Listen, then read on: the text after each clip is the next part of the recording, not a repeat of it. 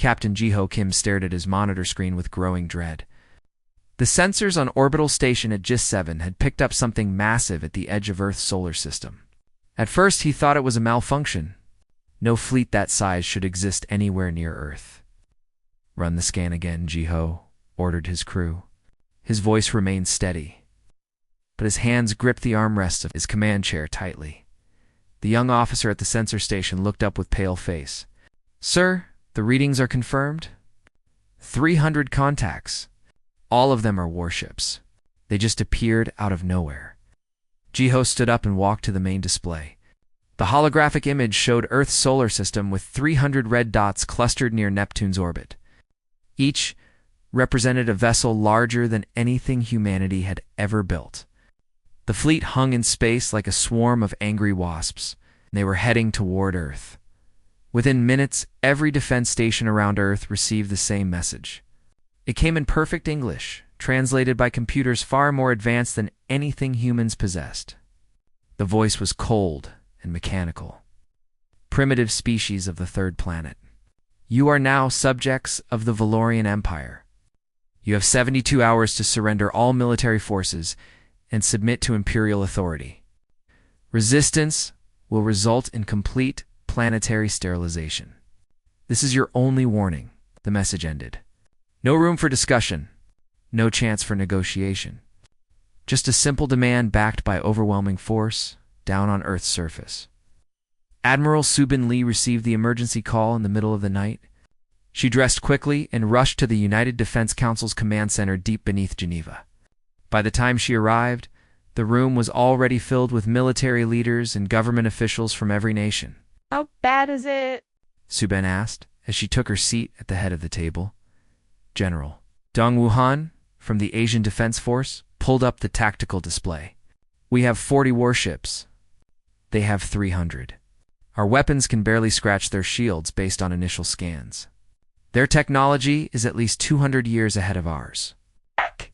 "Can we evacuate?" someone asked. Subin shook her head. "Where would we go? This is our home. We have nowhere to run." The room fell silent. Everyone understood the terrible truth. Humanity had finally met an alien species, and that species wanted to enslave or destroy them. Earth's weapons were toys compared to the Valorian Empire's arsenal. Any fight would be short and brutal. "We need time," Subin said finally. "Time to think. Time to find options. Can we delay them?" "We can try talking," suggested Ambassador Young Soo Park. "Maybe they want resources or technology. Maybe we can negotiate." "With what?" General Dongwu replied bitterly. "We have nothing they want except our planet and our submission." While the council debated thousands of kilometers away in Antarctica, Dr. Haiwan Park was experiencing the strangest day of her life. Her research team had been drilling through the ice for 3 months, following unusual readings from deep-ground radar. They expected to find maybe some ancient volcanic rock, or perhaps frozen meteorite fragments. What they found instead made no sense. "Dr. Park, you need to see this," called out her assistant, Misun Ko. The young woman stood at the edge of a freshly melted hole in the ice. Her headlamp pointing downward into darkness, Haiwan approached carefully and looked down. Her light reflected off something smooth and metallic 3 kilometers below the surface. The structure extended in all directions, far beyond what their lights could reach. "That's not natural," Haiwan whispered. "That's not natural at all." They spent the next 12 hours carefully descending into the ice shaft their drilling equipment had created. When Haiwan finally stepped onto the metallic surface, she felt a strange vibration under her boots. The metal was not cold like it should be. It was warm, almost alive. The walls around them were covered in patterns and symbols. Haiwan recognized some of them immediately. They were ancient Korean characters, but the style was wrong. Too old, too refined. These symbols predated modern Korean writing by thousands of years. "This makes no sense," Haiwan said, running her gloved hand along the wall. "This facility is at least 10,000 years old, but the writing is clearly human. How is that possible?" Lieutenant Borakong, the military liaison assigned to their expedition, touched one of the crystalline panels embedded in the wall. The moment her hand made contact, the entire facility lit up. Lights flickered on down endless corridors. Holographic displays burst to life, showing star maps and equations that danced in the air. Biora jumped back in shock. I didn't mean to do that. The symbols on the walls began to glow. Then, words appeared in modern Korean, floating in the air like ghosts. HFY read them aloud, her voice shaking. Welcome, children of Earth. If you are reading this, then our home faces great danger once more. The Leviathan Protocol stands ready to protect you, as we protected ourselves long ago. You are not alone. You have never been alone. Before anyone could respond, HFY's radio crackled to life. It was the emergency military channel. All research stations, this is Defense Command. Return to base immediately. Earth is under threat from hostile alien forces. We are implementing global emergency protocols. Repeat, return to base immediately. HFY looked at Bora, then at the glowing walls around them. The timing was too perfect to be coincidence. This ancient facility had awakened the moment Earth faced an alien threat. We're not going back, HFY said firmly. Whatever this place is, it was built for exactly this moment. We need to understand it. We need to understand it right now. Biora nodded and reported their decision to command. Admiral Subin herself responded, her voice tight with stress. You have 48 hours, Doctor? That's all the time we have before the aliens attack. Find out what that facility is and if it can help us.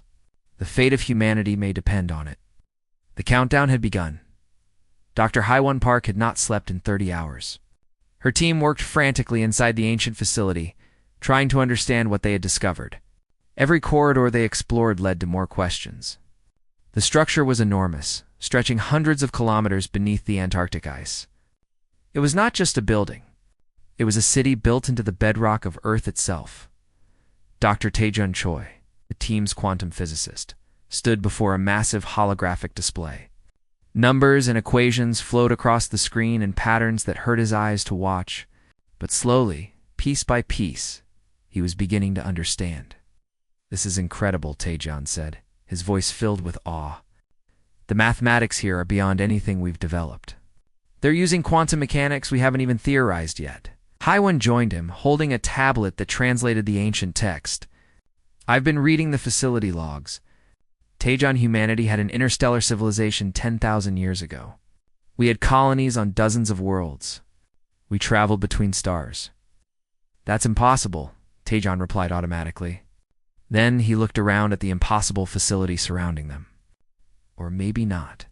Lieutenant Bora stood near the central control panel, the one she had accidentally activated. The crystalline surface responded to her touch unlike anyone else on the team. When others tried to use the controls, nothing happened. But when Biora placed her hand on the crystal, the entire system came alive. I don't understand why it responds to me, Biora said, frustrated. She pressed her palm against the panel again. New displays appeared showing images of Earth from space. But this was not modern Earth. The continents were in different positions. The ice caps extended much further south and north. This is Earth from 10,000 years ago, HFY realized. The facility is showing us its own history. The holographic display changed. Now it showed space battles between human ships and something else. The enemy vessels were organic-looking, like massive insects made of dark metal. They consumed planets, stripping them of all resources and life. The battles were horrific. Entire solar systems burned. The logs call them the Devourers. HFY read from her tablet. Ancient humanity fought a war against them. A war that lasted 300 years. We won, but barely. Earth was the last human world left standing. More images appeared. Human engineers building massive structures in space. Weapons platforms hidden inside asteroids. Defense systems buried in the cores of moons. All of it designed to protect Earth, the final refuge of humanity. They knew they couldn't maintain their civilization, Taejun said, following the mathematical notations. The war had destroyed too much. So they built a defense system that could run itself for thousands of years. They built it to protect their descendants, to protect us. The holographic display showed the name of the system in glowing letters, Leviathan Protocol, Biora, touched the panel again. And a new voice filled the chamber. It was artificial, but somehow warm, like a parent speaking to a child. I am Guardian Thrawn 1, primary controller of the Leviathan Protocol. I have waited 10,000 years for activation. Threat parameters have been confirmed. External hostile force has entered Earth's solar system with intent to harm. Authorization required to proceed with defensive measures. Everyone in the chamber froze. This was not just an ancient facility. This was a weapon system, and it was asking for permission to activate. What kind of defensive measures? Haiwan asked carefully. The Leviathan Protocol consists of 4,723 weapon platforms, distributed throughout Earth's solar system, Guardian Throne 1 replied. Platforms are disguised as natural celestial bodies. Current power level is 15%. Full activation requires 10 hours. Authorization requires biometric confirmation from approved genetic line. Genetic line? Biora repeated. What does that mean? The display in front of her changed, showing a complex DNA sequence. Next to it appeared Biora's own genetic code. They matched at specific markers. Lieutenant Borakong possesses genetic markers consistent with the facility's original command staff. Guardian Thrawn 1 explained. You are a direct descendant of the Builders. You carry their authority in your blood. Biora stepped back from the panel as if it had burned her. That's impossible. My family is from Korea. We're farmers. We've lived in the same village for generations. Genetic lines persist, Guardian Throne 1 said simply. The Builders scattered across Earth after the facility was sealed. They became farmers, fishermen, merchants. They forgot their origins, but retained the genetic key. You are one of 7,000 individuals currently living who can activate this system. Above them, in orbit, Captain Ji-Ho detected the first changes in the solar system. His sensors showed power fluctuations coming from asteroids in the belt. Strange energy readings emanated from Mars's moon Phobos. Even Earth's own moon was showing unusual activity deep beneath its surface. Admiral Ji-Ho reported to Suben, something is waking up out here. We're detecting energy signatures throughout the entire solar system. Whatever it is, it's been hidden from our sensors until now. Admiral Suben sat in the Defense Council chamber, listening to reports from both Ji-Ho in orbit and Haiwan in Antarctica. The pieces were coming together, forming a picture that seemed impossible. Dr. Park Subin said over the secure channel, Are you telling me that ancient humans built a weapon system powerful enough to defend Earth from alien invasion? And it's been sitting dormant under the ice for 10,000 years. Yes, Admiral Haiwan replied, and it wants to activate now. It's been waiting for exactly this situation. How long until it's ready? 10 hours from activation. But Admiral, we're only 36 hours away from the Valorian deadline. If we activate this system and it doesn't work, we'll have no other options. Subin closed her eyes, thinking. The weight of humanity's survival rested on her decision. Trust an ancient weapon system they barely understood, or face certain destruction from the Valorian fleet. What's the alternative? Suben asked. Our weapons can't stop them. We have no escape. At least this gives us a chance. There's one more thing, Haiwan added. The system says it needs biometric authorization from Lieutenant Biora. She has to agree to activate it. The choice is hers. All eyes in the Antarctic facility turned to Biora. The young lieutenant looked at the glowing panel, then at the holographic displays showing the approaching Valorian fleet. 300 warships coming to enslave or destroy her world. She thought about her family back home. Her parents and their small farm. Her younger brothers studying engineering in Seoul. All the people on Earth who had no idea their fate rested in her hands. Biora placed both hands on the crystalline panel. Tell me what I need to do. Place your hands on the authentication interface and speak the activation phrase, Guardian Throne 1 instructed. The phrase is, I stand for Earth. Biora took a deep breath. Her hands trembled slightly, but her voice was strong and clear. I stand for Earth. The facility rumbled. Deep beneath Antarctica, power systems that had slept for 10,000 years roared to life. Throughout the solar system, Hidden weapons platforms began charging their ancient reactors. The countdown had begun. The moment. Biora spoke the activation phrase. Changes rippled throughout Earth's solar system. Captain Jiho watched his sensor displays light up with alerts. Objects that his crew had classified as asteroids for years were now showing power signatures. Moons that should be dead rocks were transmitting signals to each other. "Sir, I'm picking up energy readings from over 4,000 locations," reported his sensor officer. "They're all activating simultaneously. It's like the entire solar system is waking up." Jiho pulled up the tactical display. Red markers appeared throughout the asteroid belt, around Jupiter and Saturn, near Neptune, and even on Earth's own moon. Each marker represented something humanity had never noticed before. Ancient weapons hidden in plain sight for thousands of years. "Get me Admiral Subin immediately," Jiho ordered, in the Defense Council chamber. Subin listened to Jiho's report with a mixture of hope and fear. The ancient system was activating, but they still had no idea what it would actually do. Meanwhile, the Valorian fleet continued its steady approach toward Earth. How long until the Leviathan is fully operational? Subin asked Haiwan over the secure channel. "Guardian Throne One says 10 hours, Haiwan replied from Antarctica. "But Admiral, the Valorian deadline expires in 12 hours. We're cutting this very close." "Then we need to buy more time," Subin decided. She switched channels to her diplomatic team. "Ambassador Youngsu, I need you to contact the Valorians. Tell them we're willing to discuss terms of conditional surrender. Stall them as long as possible." Youngsu Park looked uncomfortable.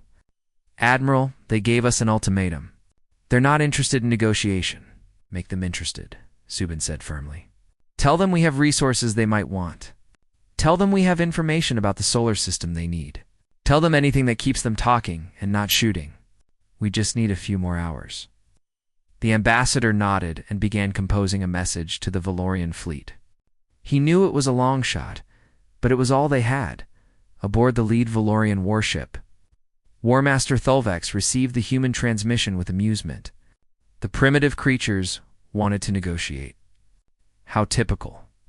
Every species begged for mercy once they realized how outmatched they were. "Let them talk," Thulvex ordered his communications officer. "It will be entertaining to hear what they think they can offer us. Besides, we're in no hurry. Let them have their hope for a few more hours before we crush it." Back in Antarctica, Dr. Tejan worked frantically to understand the Leviathan's specifications. The mathematics were stunning. The ancient humans had discovered principles of quantum mechanics that modern science had not even imagined. "Haiwan, look at this," Tejan called out. He pointed to equations flowing across the holographic display. "The Leviathan doesn't use conventional weapons. It's not about missiles or energy beams. It manipulates quantum fields." "I don't understand," Haiwan admitted. "What does that mean?" "It means the system can alter the fundamental properties of space itself," Kajin explained, his excitement growing despite the circumstances. "It creates a quantum field that affects everything within a defined area. The possibilities are incredible." Lieutenant Biora stood at the central control panel, her hands still on the crystalline surface. She could feel the system responding to her, sending information directly into her mind. It was overwhelming. She saw the entire solar system as the Leviathan saw it. Every planet, every moon, every asteroid. And she saw the Valorian fleet approaching. 300 ships filled with soldiers who wanted to enslave her world. "Guardian Throne One," Bora said quietly. "What exactly will the Leviathan do to the Valorian ships?" "The primary defense protocol is designed to eliminate external threats with maximum efficiency and minimum collateral damage."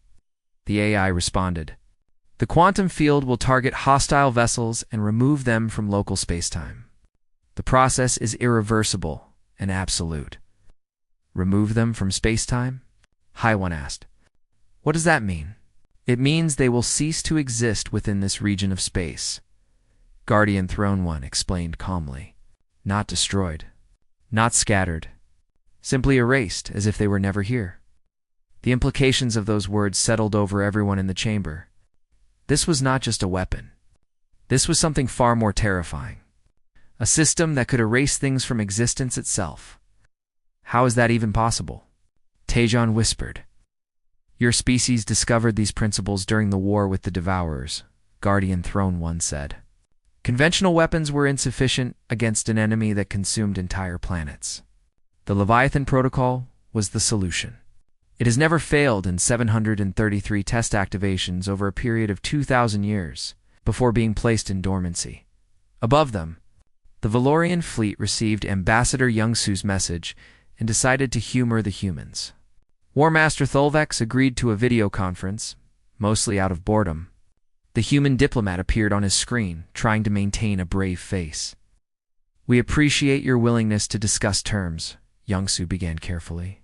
Earth has many resources that could benefit the Valorian Empire. We also have extensive scientific knowledge about our solar system that we would be happy to share. Thulvex laughed, a harsh sound that made Youngsu flinch. Human, your entire planet's resources are worth less than a single cargo run from one of our mining colonies. And your scientific knowledge is primitive compared to ours. You have nothing we want except your compliance. Then why the deadline? Youngsu asked, trying to keep the conversation going. If we pose no threat to you, why not give us more time to prepare for integration into your empire? This caught Thulvex's attention. The human had a point. There was no real rush. His fleet could wait in orbit for weeks if necessary. Earth was not going anywhere. Very well, Thulvex said after a moment. I will extend the deadline by 12 hours. Use that time to prepare your surrender. Make sure your military forces are ready to stand down peacefully.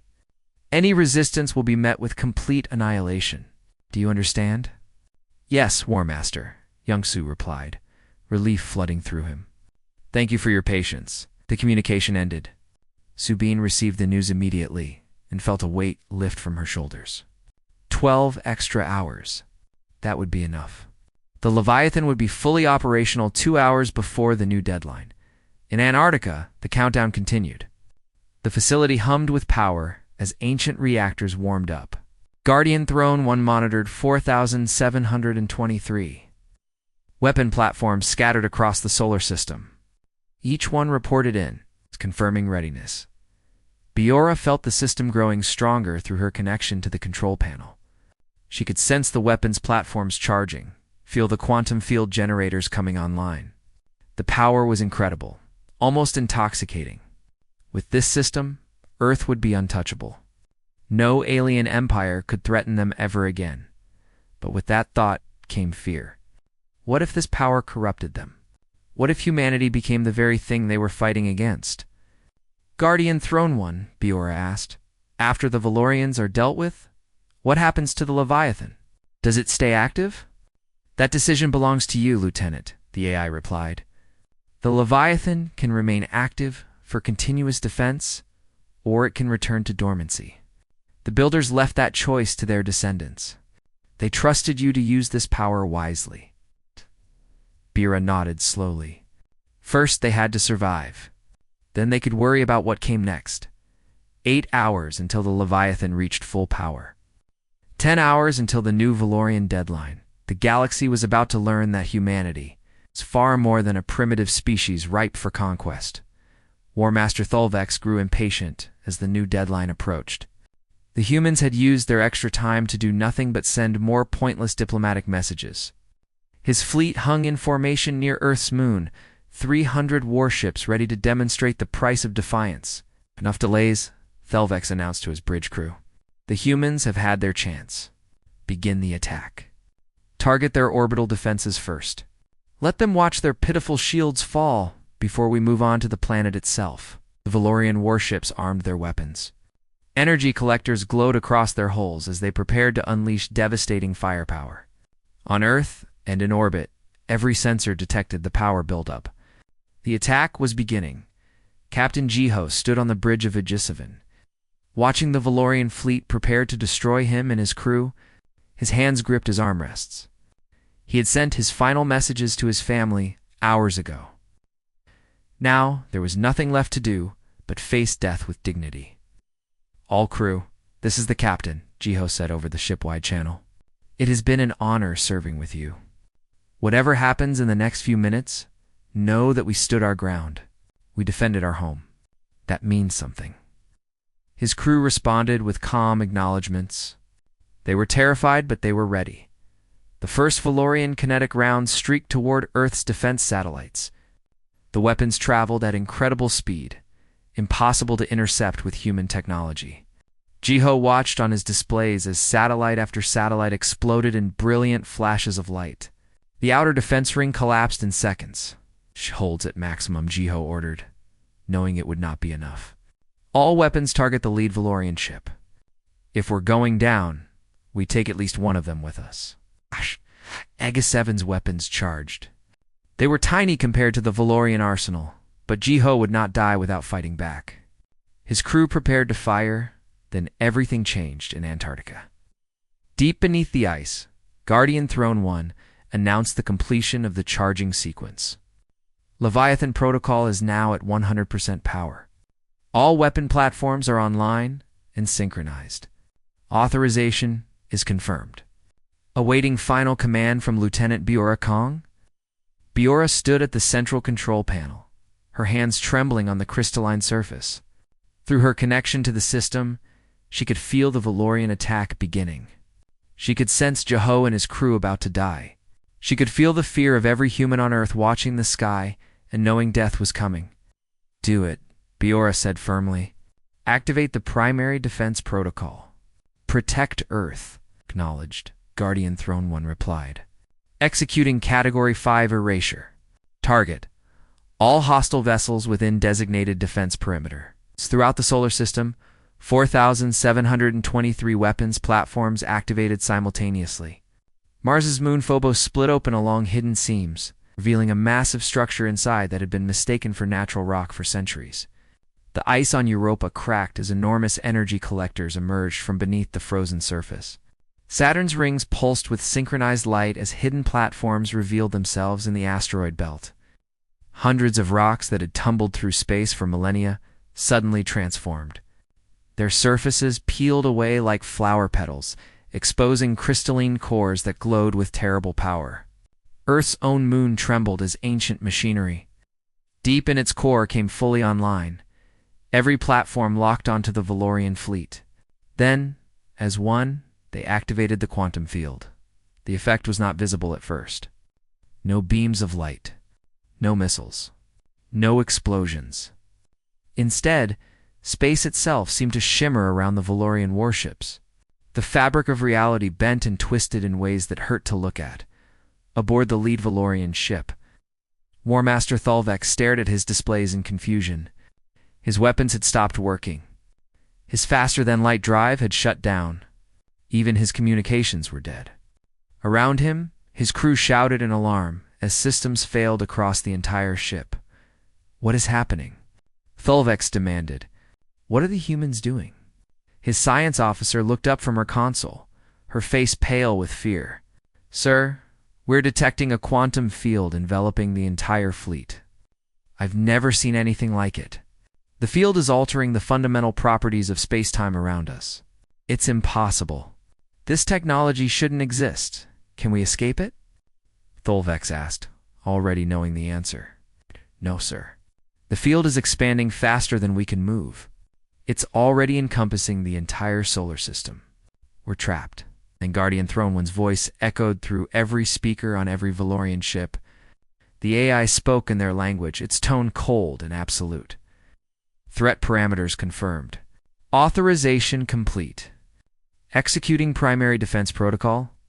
Category 5 erasure. You have violated protected space. You have threatened Earth. You will be removed. Thalvex had just enough time to understand what that meant. Then he and his entire ship simply ceased to exist. The erasure was not violent. The Valorian warships did not explode or break apart. They did not burn or melt. One moment they existed in Earth's solar system, occupying specific points in space and time. The next moment, those points were empty. The ships had been deleted from reality itself. Along with every crew member aboard them, Captain Jiho watched his sensors in stunned silence. 300 Valorian warships surrounded his station. Then, in the span of 3 seconds, all 300 vanished. No debris, no energy signatures, just empty space where an entire invasion fleet had been. Did we just win? His sensor officer asked, in a small voice. I think so, Jiho replied, hardly believing it himself. I think we just won. But the Leviathan was not finished. The quantum field continued to expand outward, following the Valorian fleet's faster-than-light communication links. It traced the signals back to their source, propagating through the quantum network the Valorians used for instant communication across their empire. 600 additional Valorian warships waited in reserve outside the solar system, prepared to reinforce the invasion force if needed. The quantum field reached them in seconds. They vanished just like the first 300, erased from existence, without time to even understand what was happening to them. The field continued propagating along the Valorian military network. Command stations disappeared. Weapons platforms ceased to exist. Military shipyards and arsenals throughout 3-star systems were deleted from reality. In less than 1 hour, the Valorian Empire lost 67% of its military capacity. Finally, the field reached the Empire's core worlds and stopped. Guardian Throne 1 had been programmed with strict limits. It would erase military threats, but it would not harm civilian populations. The ancient humans who built the Leviathan had wanted to defend Earth, not commit genocide. Admiral Suben sat in the Defense Council chamber, watching reports flood in from observatories and sensor stations across Earth. The Valorian fleet was gone.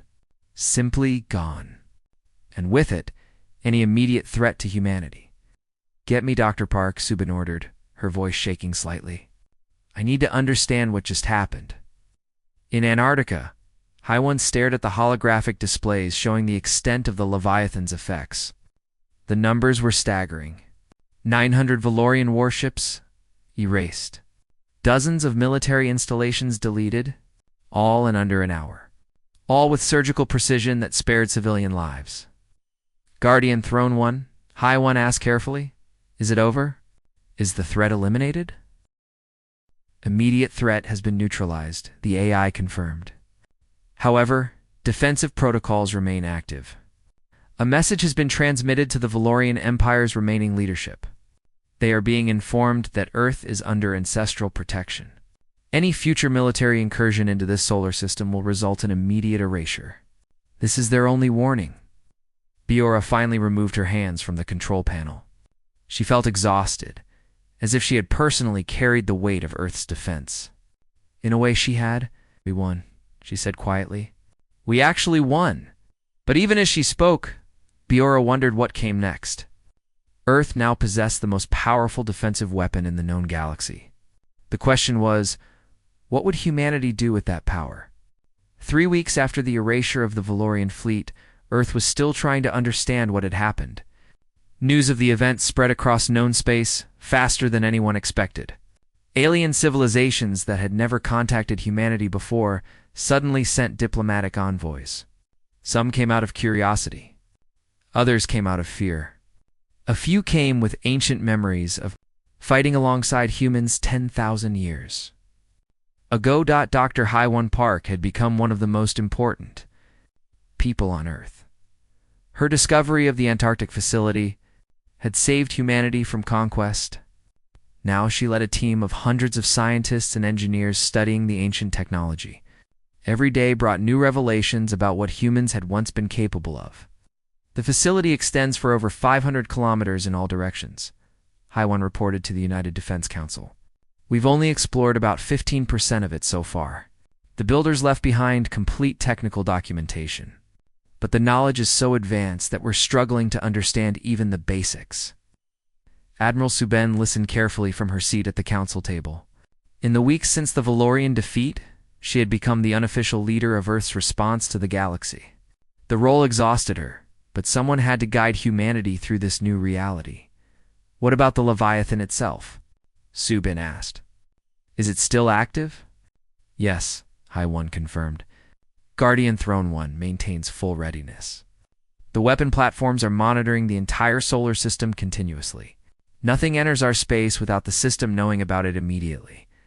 Lieutenant Borakong sat quietly in the corner of the room. Since activating the Leviathan, she had become something of a celebrity. People called her the Defender of Earth. Children drew pictures of her. News programs wanted interviews constantly. She hated the attention. What Biora hated more was the responsibility.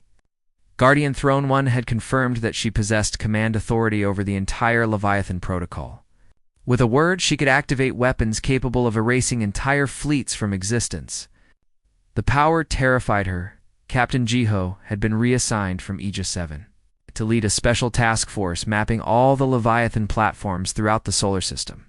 His team had identified over 6,000 so far, far more than the initial estimate of 4,700.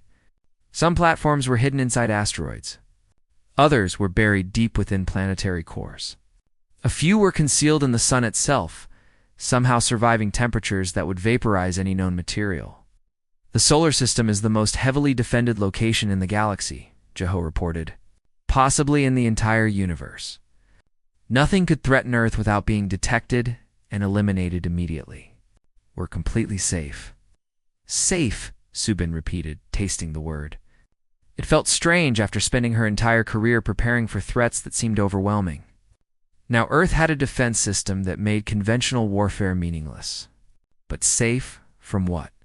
And for how long? The question hung in the air. Earth's safety came from weapons built by ancestors who had fought a war so terrible it destroyed their entire civilization. Was that a legacy to be proud of, or a warning to be heeded? The Valorian Empire sent its own delegation to Earth 2 weeks after the erasure. They came without warships, traveling in a simple diplomatic vessel. The Emperor himself did not come, but his senior advisor did, a being named Krelvex, who looked haunted by what his empire had witnessed. "We did not know," Krelvex said during the first meeting with Earth's diplomatic team. "We did not know humans were the ancients. The stories from 10,000 years ago speak of the ancients who fought the Devourers. We thought they were gone, extinct. We did not realize you were their descendants." Ambassador Youngsu Park handled the negotiations with careful patience. "You tried to conquer us. You threatened to destroy our world. Why should we trust anything you say now?" "Because we are terrified," Krelvix admitted bluntly. "Your defensive system erased 900 of our warships and dozens of our installations in under 1 hour. Our military is broken. Our empire is vulnerable. We come to ask for mercy and to offer anything you want in exchange for a guarantee that Earth will not use the Leviathan against us again." The admission shocked the human diplomats. The mighty Valorian Empire, which had ruled 12 star systems with overwhelming force, was now begging Earth for mercy. "We don't want conquest," Youngsu said firmly. "We never did.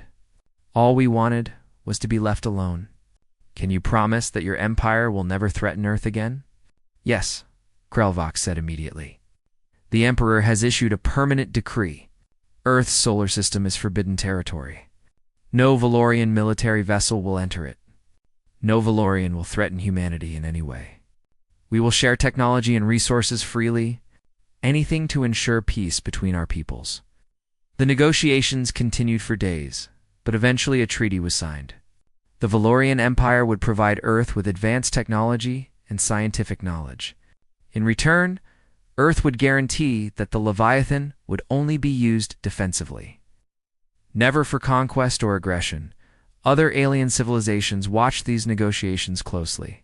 Some saw opportunity. A few species that remembered ancient humanity began sharing their own records and knowledge.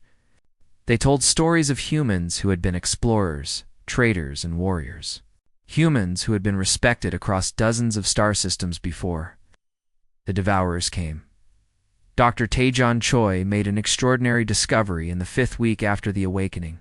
Deep in the Antarctic facility's archives, he found records of other human colonies that might still exist. Ancient humanity had established settlements on 47 worlds before the war. Most had been destroyed by the Devourers, but a few might have survived. "We could have cousins out there," Taejon explained to Haiwan. "Other humans who descended from the ancient colonies. They might not even know about Earth anymore. Their histories might have been lost, just like ours were." "Should we look for them?" Haiwan asked. "I don't know," Taejon admitted. "That's a question bigger than I can answer. The question reached the United Defense Council, which had evolved into something like a world government in the weeks since the Valorian defeat. The debate was fierce.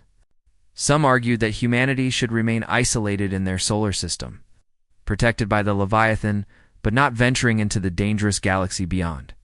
Others insisted that humanity had a duty to explore, to reclaim the legacy their ancestors had left behind. Admiral Suben listened to all the arguments before making her decision. She thought about the ancient humans who had built the Leviathan. They had sacrificed everything to protect Earth. They had hidden technology that would let their descendants survive and thrive. They had trusted that future humans would use their gifts wisely. Our ancestors fought to give us a choice, Subin said finally. They could have programmed the Leviathan to keep us isolated forever, safe but trapped. They didn't do that. They left us the power to defend ourselves and the freedom to decide our own future. I think that tells us what they would want. The vote was close, but ultimately the council agreed. Earth would begin preparing to venture back into the galaxy. Not as conquerors, but as explorers reclaiming their inheritance. Lieutenant Bora stood once again at the central control panel in Antarctica. Guardian Throne 1 had presented her with options for the Leviathan's next phase. The defensive protocols could remain as they were, protecting only Earth's solar system. Or they could be modified to support human exploration, creating mobile defense platforms that could protect ships venturing into deep space. What do you think the builders would want? Biora asked the AI. The builders wanted their descendants to survive and flourish, Guardian Throne 1 replied. They built this system to protect you, not to imprison you.